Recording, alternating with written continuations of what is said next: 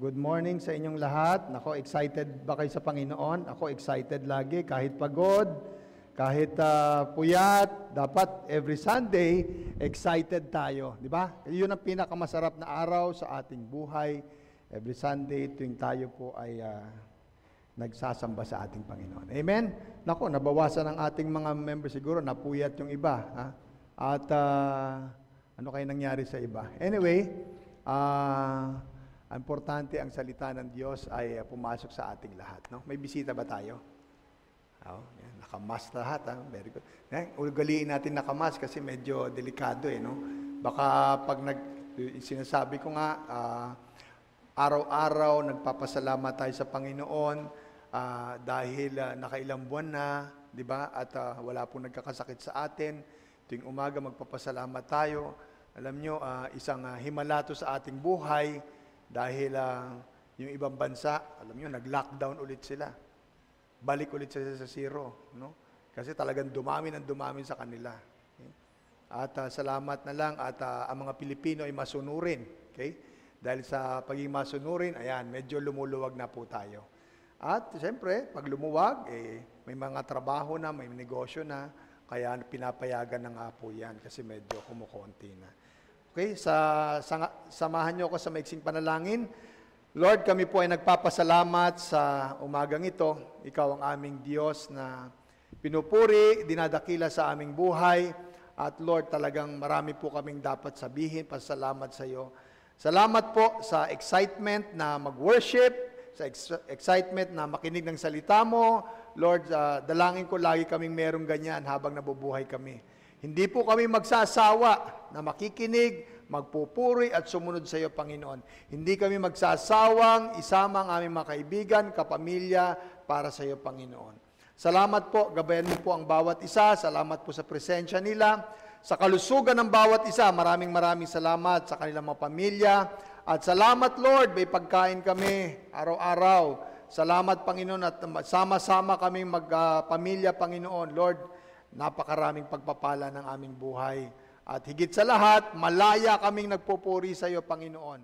Maraming salamat, Panginoon. At gabayan niyo po ako sa mensaheng ito, naway magbigay ito ng, Lord, liwanag sa aming buhay, upang, Lord, ang aming buhay ay maging ilaw sa lahat ng tao, makita nila si Kristo sa aming buhay, Panginoon. Salamat po sa iyo po ang papurit pasalamat sa pangalan ni Jesus. Amen. So, excited po ako sa mensaheng ito kasi ito po ay kakaiba dahil ito po ay tumutukoy sa ating personal na buhay, yung ating pamumuhay. At lagi tayong siguro puro series natin, mga pagsubok sa buhay, yan, di ba? Pero ito ay maganda. Dahil dalawa lang naman ito, napaka-importante natin.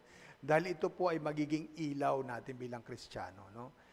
Living a life of excellence next week, living a life of integrity. No?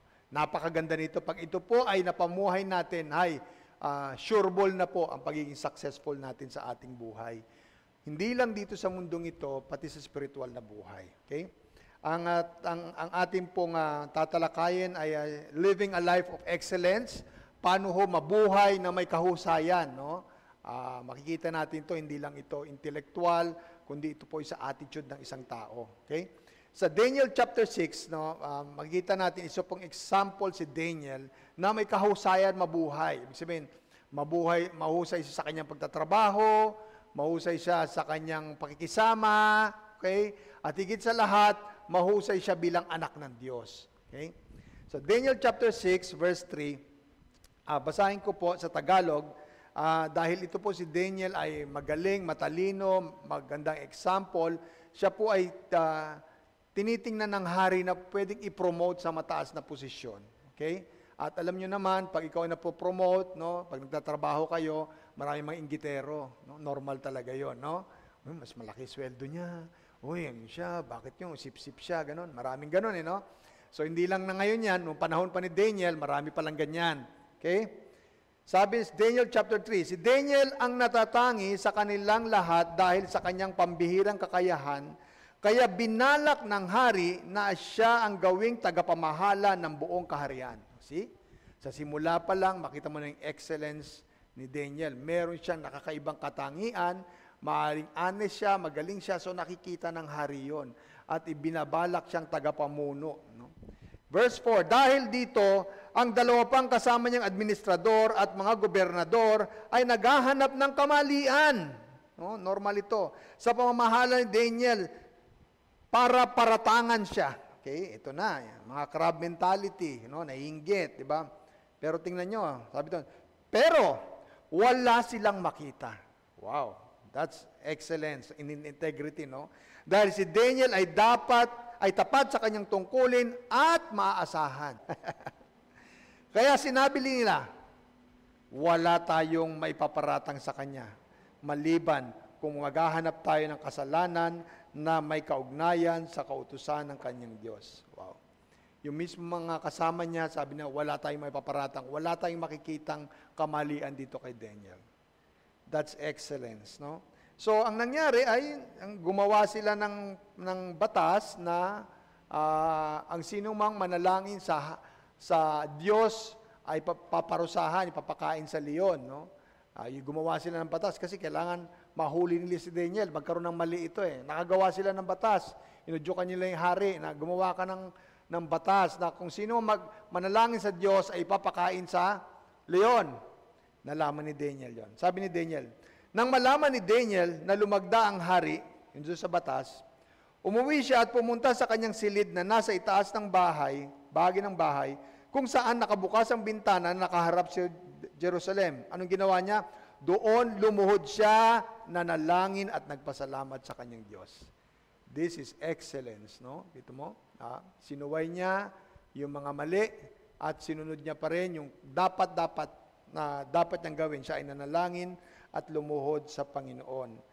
Doon lumuhod siya at nanalangin, nagpapasalamat sa kanyang Diyos 3 beses sa isang araw ayon sa kanyang nakaugalian. Yun po ang pinaka-ugali niya na ang manalangin. So both ways, no? Si Daniel ay excellent sa kanyang pagtatrabaho, sa kanyang magaling siya, matalino siya, masipag siya. Hindi lang yon, excellent din siya spiritually dahil nananalangin siya, inaayos niya ang relasyon niya sa Panginoon. Pag sinabing excellence, ito po hindi natin sinasabi na number 1 ka, cum laude ka, MVP ka, di ba? Yan pag nakita natin no? Ang tinutukoy po ng excellence dito yung attitude ng tao. Yung pinaka-ugali ng tao. No, bilang isang Kristiyano, kailangan natin magkaroon ng excellent attitude, no, na katulad ni Daniel. Ano bang ibig sabihin ng excellent attitude? Doing what is best. Doing your best, excellent 'yan. Hindi mo maaabot yung katulad ng iba, pero ginagawa mo yung the best mo, no? Halimbawa, nag-worship kayo, no? Nagpa-practice kayo, worship team, practice kayo, tapos ginagabi na kayo, tapos dahil gutom na kayo, tapos sasabihin nyo, pwede na yan. That is not excellence. Hindi pwedeng-pwede na. Lalong-lalo na ako sa Panginoon. Ha? Excellence is, ibigay mo yung the best mo. Ha? Ano ba talaga ang todo mo? Ibigay mo yung the best mo. That is excellence. Hindi pwedeng-pwede na. Okay? No. Alam niyo, pag nagde-decorate kami nila ni Ernie dito, pag yung sablay ang pagkakagagawa ni Ernie sa lettering, yung medyo pero andyan na yung ini-imagine ko, Ernie, hindi ko ma-take yung lettering na to, kailangan ayusin natin to. No? Iniisip ko, na kung ako ikakasal, gusto ko ganito ba itsura? Diba? That is excellence. No? Hindi pwedeng pabor sa'yo. Dapat pabor sa mga customer mo. That is excellent. Hindi pwedeng-pwede na. No? Alam nyo dito, nung ginawa itong Zion na to, may trabaho pa ako noon, pag meron akong nakita na hindi maganda ang nagawa namin ni Nolo. Anyway, si Nolo, magaling naman yan. Pag nakita niyang, sir, ito, hindi sablay ito, hindi matibay, ganyan. Malaki na ang gastos noon, pero sabihin, gibain na lang natin yan. Ulitin na lang natin yan. No? Gawin na natin na maayos, no? Para panghabang buhay. Hindi pwedeng-pwede na. No? Excellence, hindi pwedeng. Do your best, no? Sa pag-aaral, Hindi pwedeng pasado lang ini-aim mo, no? Hindi pwedeng sakto lang ang ini-aim mo, no? I-aim mo yung the best kung anong kaya mo, no? Hindi mo man kayang pantayan yung first honor, pero itodo mo para sa Panginoon, no? That is excellence, no? Excellence is doing more than expected, no? Hindi mo naman trabaho, pero hindi naman ine-expect sa iyo ng tao, pero ginawa mo. That is excellence. Kahusayan 'yun, no? Meron po isang tao, kung sa pangalan si Romy, siya po ay stroke patient. May nag-aalalay sa kanya, no? Pumunta siya sa munisipyo ng Marikina. May kasamang nag-aalalay sa kanya. Ang akala ng mga tao, hihingi siya ng tulong. Dahil stroke patient siya, di ba? Pagdating nung hinanap niya si Mayor. Pagdating ni Mayor, anong kailangan mong tulong? Ang sabi niya, Mayor, hindi ko kailangan ng tulong. Gusto kong tumulong. Meron akong 12,000 na naipon na hiningi ko sa mga tao. Gusto kong itulong sa mga taong nabaha. Doing more than expected. Hindi siya naman kailangang magbigay. Siya nga dapat tulungan eh. Pero dahil excellent ang attitude niya, yung mga pinanghingi niyang pera, na pwede niya ibili na ng gamot sa sarili niya, hindi. I-donate niya sa mga nangangailangan. That is excellence. Nasa news yun, di ba? Excellence is doing what is right. No. Gawin mo ang tama kahit mahirap, no? That is excellence, no? Kahapon, galing akong Tagaytay, no? Naka-SUV kami, naka-Santa Fe, meron akong 3 pasahero, VIP, nasa likod ko, at ako ang kanilang driver, at na-traffic kami, okay? Na-traffic kami ng 3 oras. Alam mo yung mga sa tagiliran, umu-overtake sila, tapos bilang sumisigit, chok, aba, nakakapikon na, talaga. Ang dami lang, overtake, tapos biglang sisingit. Ang kami pila ng pila. Alam mo, umiinit na yung ulo ng mga tao. Tapos ang bagal. Tapos meron bang sisingit na ang bilis-bilis na sisingit, no? Sabi ng isang pasero ko, Sir, kung ako yan, di babanggain ko yan. Hindi ko pwedeng papalusutin yan, no? Nakakainis, ano? Nakakainis, no? So, parang sinisingitan ka sa pilahan ng ATM. Ang haba ng pila, biglang may sumingit. Di ba? Sa grocery, no? Ang haba-haba ng pila, bilang, Senyor ako. Pupunta siya sa gitna mo, nakakainis ito, Di ba? Pero, yun ay pinapakita. Ano ba ang tama? Ang tama ay pumila ka. No? Ako, natitempt na nga akong papakita, kaya kong gawin yung ganun, overtake, tapos singit na ganun, pero hindi yun ang tama eh. Hindi yun ang tama, di ba? Di ba? Hindi yun ang tama. Doing what is right. Okay? Excellence. No? Bakit kailangan nating maging excel sa ating buhay? Basahin natin sa Colossians 3, verse 17. We honor God through excellence. Okay? Ino-honor natin ang Panginoon sa pagiging excellent. Colossians 3, yan. But whatever you do, whether in word or in deed, do it in the name of our Lord Jesus Christ, giving thanks to God the Father through Him. Ano man ang iyong ginagawa, either sa salita man yun o sa paggawa, gawin mo sa pangalan ng Panginoon. Anong ibig sabihin nito? Gawin mo yung best mo. Si Lord yan eh. So He deserves the best. We are serving an excellent God. Excellent yung Diyos natin eh. Super siya, magaling, mabait, matalino. Dapat maging excellent din ang pagsiservisyo mo sa Kanya. No? Alam nyo, hindi po masamang mangarap. Pero mas maganda, isama mo sa Panginoon ang pangarap. Isama mo ang Panginoon sa pangarap mo. Lahat ng gusto mong gawin sa buhay mo, isama mo ang Panginoon. That is excellence. I-commit mo, Lord, itong final exam ko na to, ikinukommit ko para sa iyo. Gagawin ko ang the best para dito. That is excellence. Lord, itong board exam na to, ikinukommit ko para sa iyo. That is excellence, no? We may be excellent dito sa mundong ito, pero hindi ito excellent sa mata ng Diyos, no? Okay? Ulitin ko, pwede tayo excellent sa mundong ito, pero hindi tayo excellent sa mata ng Diyos. Okay? Anong pagkakaiba ni Michael Jordan at saka ni Stephen Curry? Pareho silang magaling mag-basketball, di ka? Pero yung isa kakaiba, no? Kasi yung galing niya ay dinededicate niya kay Lord. Si Stephen Curry, Tuwing siya ay nakakashoot, tumuturo siya sa taas. Kung siya ang tumuturo siya sa taas, sinasabi niya, Lord, ikaw ito. Dinidedicate niya yung galing niya sa Panginoon, nagpapasalamat siya sa narating niya dahil sa Panginoon at ino-honor niya ang Panginoon sa kanyang nagawa sa buhay.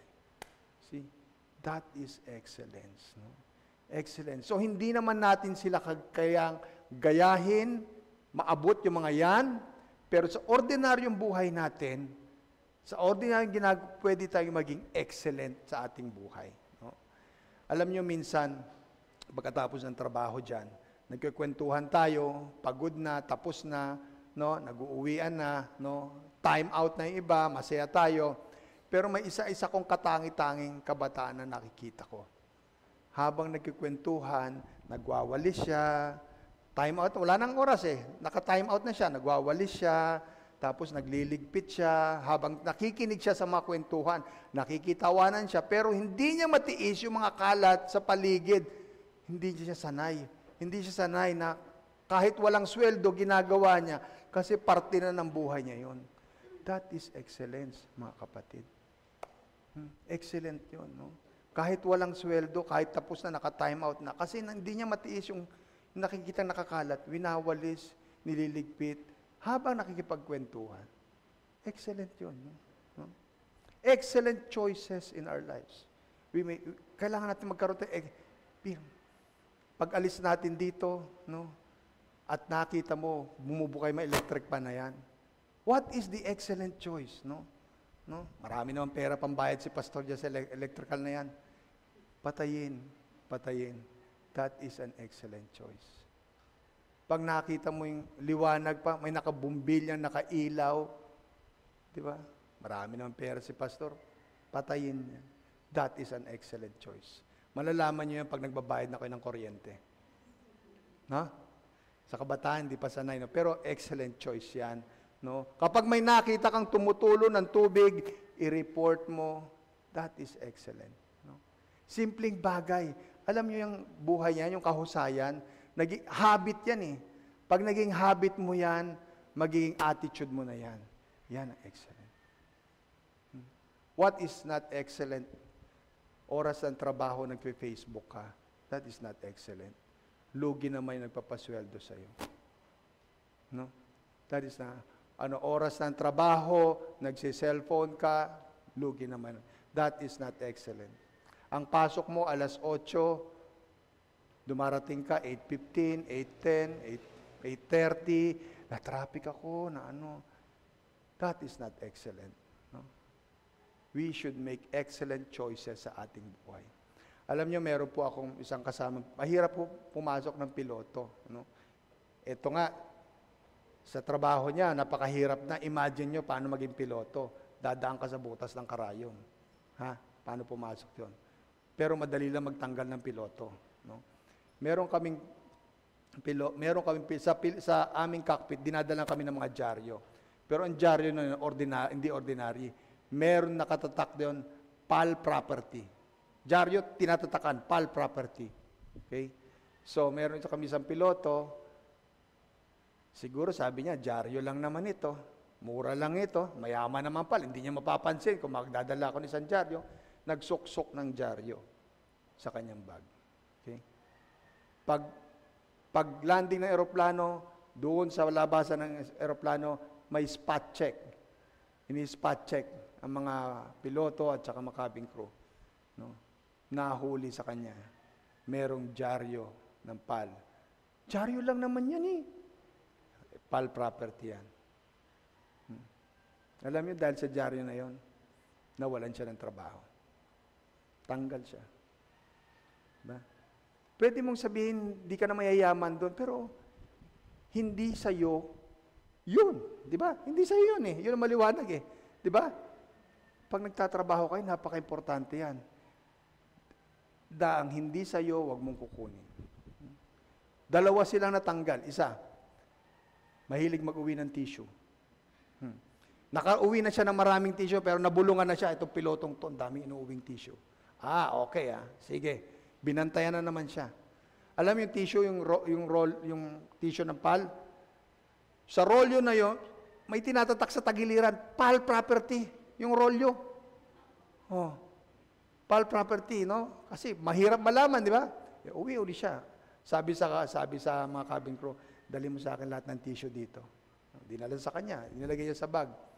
Dahil kilala na siya na nag-uuwi binantayan na talaga siya. Okay? Inabangan na naman siya paglabas, spot check. Ano to? Tissue? Tissue lang naman yan mura lang yan Pero hindi sa'yo yan. Ayan PAL property. Okay? Ano nangyari?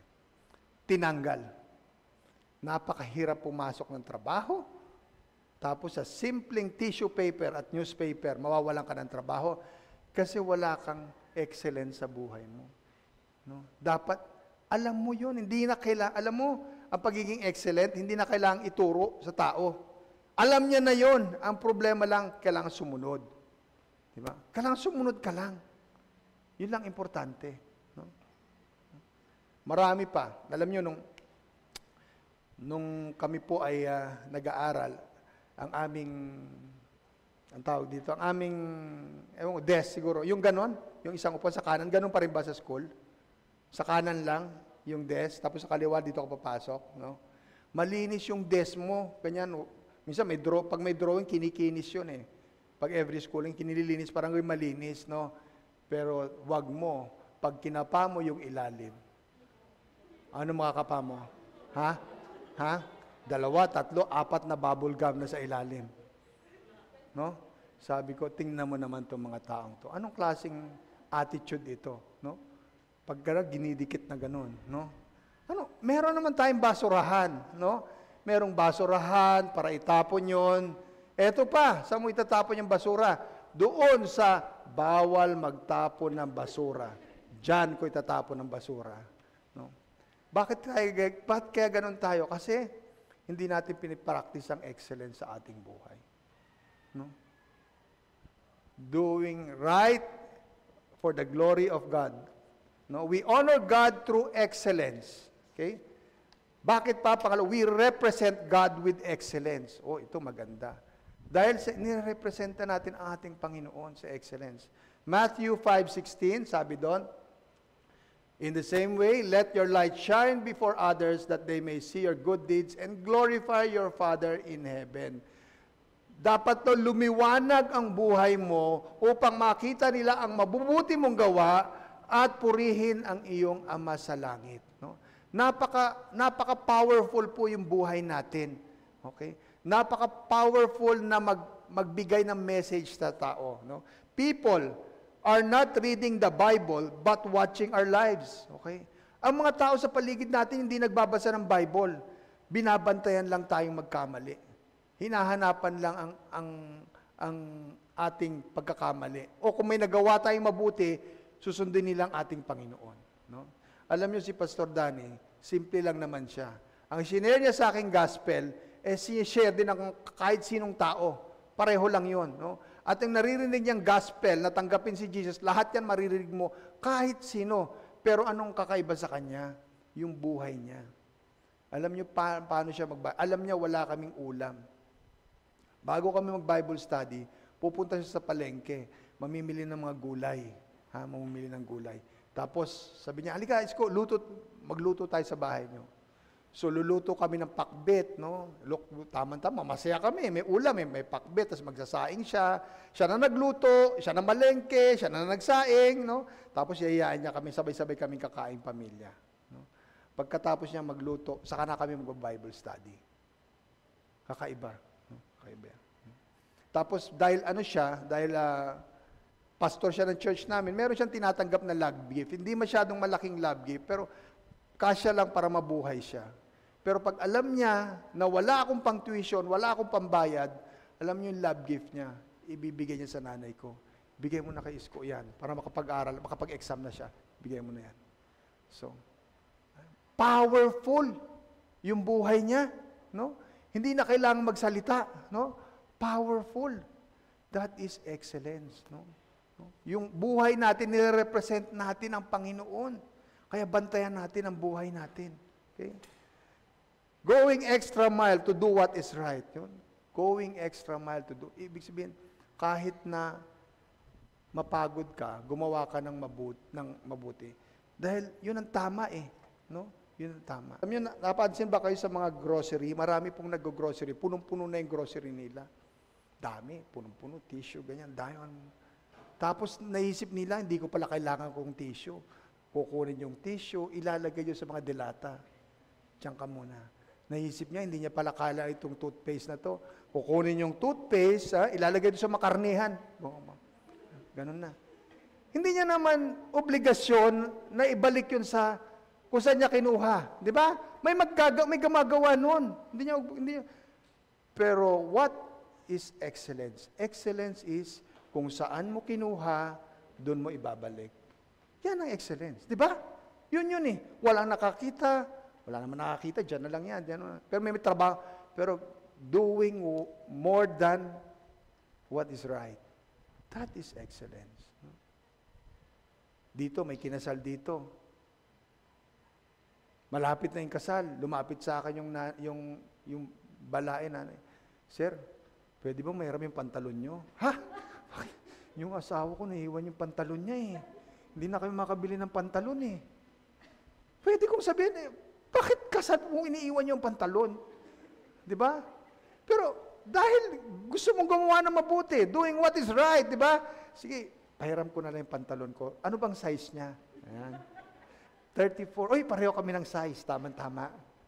Hiniram niya yung aking pantalon sa naging Bienan ata siya. Okay? So, yun ang excellence. Going extra mile to do what is right. Do a little bit more than required, no? More than required, no? Kung ang trabaho mo alas 8 hanggang alas 5, nag-time in ka ng alas 8, nag-time out ka ng alas 5, tama lang ang ginagawa mo. No? Yun ang required, no? But doing extra, more than required, dahil alam mo, marami kang tatrabahuin, 7:30 pa lang nandiyan ka na, nagwawalis ka na. Hindi ka pa naka-time in. No?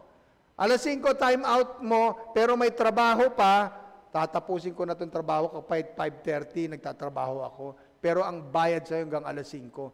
That is excellence. At alam nyo mga kapatid, hindi nyo kailangang ipakita yon sa mga amo nyo. Nakikita ng Panginoon yon. Panginoon na magre-reward sa inyo. That is excellence. No? Excellent example. No? Ito na. Habang nagdadrive kami kahapon, yung 2-3 VIP kong pasahero ng Santa Fe kong bago, nakarelax at giniginaw sa aircon. Sabi nila, Sir, merong doon, pastor doon sa okay. Kaya lang yung pastor doon, katabi natin pastor doon sa Tagaytay ay malakas magmura. Oy, nako. Kaya pala nung sinabi kong pastor ako doon, baliwala sa kanila. Dahil yung nag-iisang pastor doon sa Tagaytay, malakas magmura. So, paano makakaakit ng tao ito? Ito na, nagdadrive na kami. Overtake na kami. Nag-iinit na ng ulo ko. Sabi ni, Sir, pagkatapos ng stoplight na yan, mabilis na tayo. Sabi mo o, pagdating ng stoplight na yan, babagal pa rin. So, nakinit na ng ulo. Sir, pagdating dyan, bibilis na tayo. Dumating kami doon, mabagal pa rin. So, overtake. Sabi ko, gawin ko kaya itong ginagawa ng mga to. Kaya ko naman to no? Biglang lalabas, mag-hazard, biglang papasok, biglang sisingit. Ganon, kaya kong gawin yan. Pero naisip ko, ako ay pastor. At yung 3 na sa likod ko ay disipulo ko. Ano kayong sasabihin nila pag ginawa ko yon? Sabihin kaya nila, Sir, ang galing mo. No? Galing mo na overtaken mo sila. Hindi. Sabihin nila, yan ba ang itinuturo mo, Sir? No? Malakas yung epekto ng pagiging example. No? Okay lang pumila tayo, nagugutom, naiihi, ito talaga ang sistema natin, tiisan na natin, pilahin na natin, pero ito yung tama. No? Ito yung tama. Okay? We represent God with excellence. Yung buhay natin, napaka-importante. Nire-represent natin ang Panginoon sa pagiging kahusay sa buhay. No? Pero ito maganda. God rewards excellence. No? Colossians 3:23-24. Sabi yon, and whatever you do, work at it with all your heart, as working for the Lord, and not for masters. So, pag ano man ang ginagawa mo, isipin mo para sa Panginoon yan. Nag-aaral ka, Lord, para sa iyo ito. No? Di ba? Kasi pag para sa iyo ito, wala kang gagawing kalokohan. Pag nagtatrabaho ka, nagtatiming ka, Lord, para sa iyo. Kung para sa Panginoon, gagawin mo yung best, no? Gagawin mo yung best, no? Since you know that you will receive an inheritance from the Lord as a reward, it is the Lord Christ you are serving. So meron kang inheritance sa Panginoon. Alam niyo si Daniel, bukod sa reward niya, okay, prinomote siya ng hari eh. Kasi mahusay siya magtrabaho, walang nakikitang mali sa kanya, na-promote siya ng hari. Pero prinomote din siya ng Lord. Alam niyo, dahil hindi niya iniwan si Lord eh. Bawal manalangin kay Lord, pero ginawa niya manalangin eh. Kasi yun ang tama. No? Kaya nung pinakain siya sa leon, binawian siya ni Lord, babawi ako dito. I-reward ko to si Daniel. Dahil pinili niya ako eh. Tinakpan ni Lord yung bunganga ng mga leon para hindi makain si Daniel. That is a reward. No? Tama yun. No? Re-rewardan tayo sa lahat ng ating ginagawang tama. No? Kahit walang nakakita, mga kapatid, no? Nakikita ni Lord ang ginagawa nating tama. Living a life of excellence. No? Doing what is right, doing your best, doing more than expected. No? Bakit? Because we honor God through excellence. Na itataas natin ang Panginoon kapag excellent ang ating buhay. At higit sa lahat, we represent God. Powerful po yung buhay natin. Ang buhay natin, makakadala ng tao sa Panginoon kahit hindi tayo nagsasalita. Amen? Kapatid, ito po ang challenge ko sa inyo. No? Tanungin nyo kung yung buhay nyo ay nabubuhay ba kayo with excellence. May kahusayan. No? At i-challenge ko kayo na ang buhay natin, i-dedicate natin sa Panginoon. Wala pong masamang mangarap. Mangarap tayo ng best sa ating buhay. Ayusin natin ang ating buhay para sa Panginoon. Kasi yun gusto ng Panginoon sa ating buhay. Amen? Tayo po ay manalangin. Lord, kami po ay nagpapasalamat sa iyo. Dahil bilang anak mo, Panginoon, ay kailangan nag-excel kami. Hindi lang sa aming secular life, kundi sa aming spiritual life. Sa aming pag-aaral, Lord, we will do our best para sa iyo, Panginoon. Kung hanggang saan ang best namin, yun po ay dinededicate namin para sa iyo. Sa aming pagtatrabaho, gagawin namin ang best namin para sa iyo. No? Hindi para lang sa aming sweldo, hindi para sa aming amo, dahil nabubuhay kami para sa iyo. At kung ano po ang best gagawin namin, Panginoon. Sa aming ministry, sa music ministry, sa lahat ng aming ginagawa para sa church, Lord. Gagawin po namin aming best. Hindi pwede na. Dapat the best lagi para sa iyo, Panginoon. Because we are serving an excellent God, Panginoon. Salamat po sa bawat isa. Pagpalain mo po ang mensaheng ito. Naway magamit namin ito, Lord, sa aming buhay. Masunod ka namin, Panginoon. Tulungan mo po kami, Panginoon. Ito pong aming dalangin sa pangalan ni Jesus. Amen. Amen.